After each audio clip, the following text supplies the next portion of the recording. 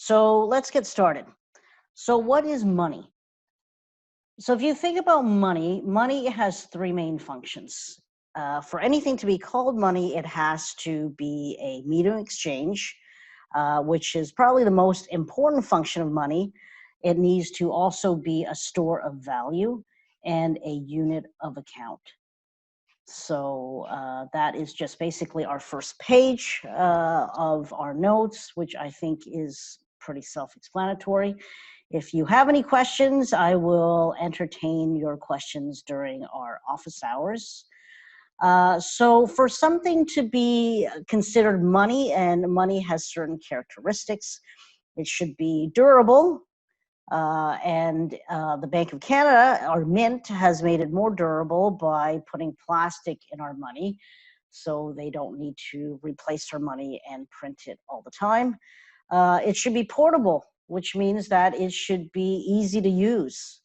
It should be divisible, so it comes in many denominations, and it should be accepted as legal tender, which is basically saying that our money should be used as a medium of exchange, and that decree is basically guaranteed by our government. It should be difficult to counterfeit, and the face value should be greater than the intrinsic value, which means that the dollar bills are not actually worth what it is in terms of its real value, which is terrifying if you think about it. So let's go through some of the origins of money. Like, where did money come from? So money, back in the days of kings and queens, they used commodity money, which was things like gold and silver and jewels. And it made sense because our banks and our financial systems were ever changing because of the change in monarch and kings and queens. And because of that, because our financial system was always changing based on the government that was in power, gold and silver and jewels were easily accepted as currency because they had their own value. However, the problem with using metallic money or gold or silver is that we tend to see an issue with people counterfeiting gold and silver. So what does that mean? So if you look at, under our disadvantages of money, of Gresham's law, bad money will drive good money out of circulation. So what does that mean? So if you follow a newly minted gold coin from the Bank of England back in, the 1800s, and you follow that newly minted gold coin as it changed hands from one person to another, you will notice that the gold coin will get thinner and thinner. So every time the gold coin passes someone's hand, they'll probably clip it. They'll shave a little bit off.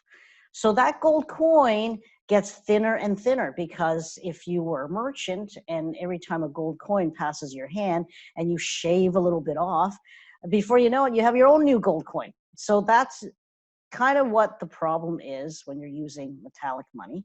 Also, you will get people that would be really innovative, and they're going to melt down the gold coin, and then they'll, melt it down and add other impurities in there, and now you have two gold coins, and that is called debasing.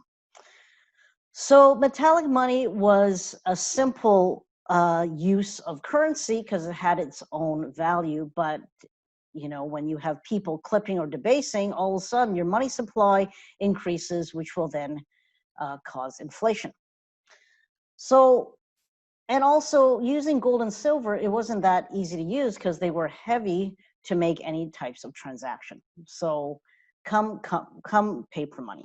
So paper money, the use of paper money was, kind of an accident. So the first bankers were actually goldsmiths, and the public would store gold for safekeeping, and in return, the goldsmith would give the depositor a receipt.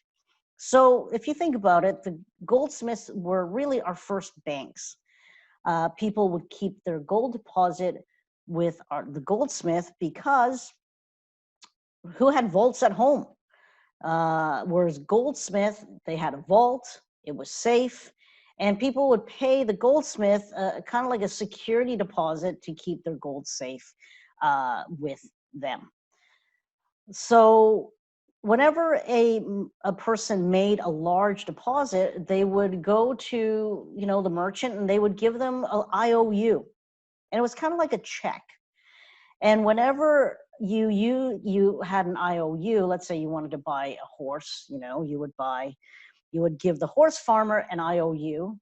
And if you were the horse farmer, you would take this IOU to the goldsmith, and the goldsmith would really, in effect, move some of your gold into, the gold to the horse farmer. And it was almost like a movement of gold from one account to another account.